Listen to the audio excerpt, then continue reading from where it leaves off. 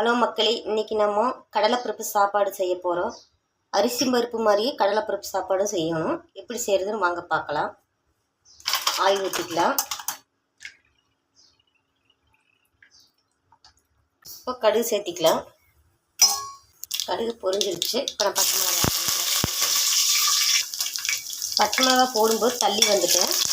ஏன்னா பச்சை மிளகா போடும்போது தெரிக்கும். ஆனால் பச்சை மிளகா கொஞ்சம் முதல்ல ஏன் போடுறேன்னா கொஞ்சம் நல்லா வறுபடணும், அப்போ தான் டேஸ்ட்டாக இருக்கும் சாப்பாடு. வெங்காயத்து கூட ஆட் பண்ணும்போது இது நல்லா பொரியாமல் போகும். பாருங்கள், ஓரளவுக்கு பொரிஞ்சிருச்சு நல்லா.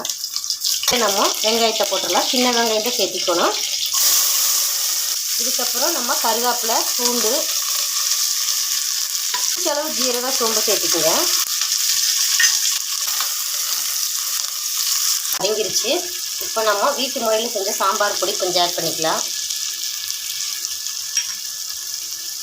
கொஞ்சம் ஒரு பிஞ்ச் அளவுக்கு மிளகாத்தூள். இப்போ பெருங்காய பொடி, மஞ்சத்தூள் கொஞ்சம் ஆட் பண்ணிக்கலாம்.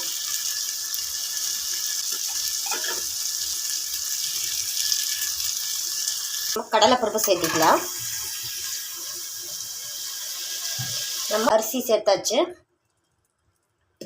இப்போ அளவு தண்ணி சேர்த்திக்கலாம். தண்ணி ஆட் பண்ணிக்கலாம். இந்த கப்பு 1.5 கப் அரிசி நான் எடுத்துருக்கிறேன்.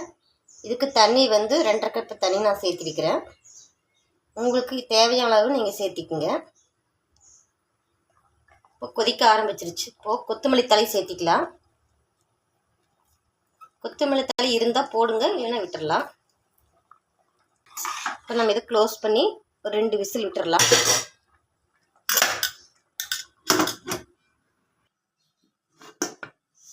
சாப்பாடு ரெடி ஆயிடுச்சு பாருங்கள்.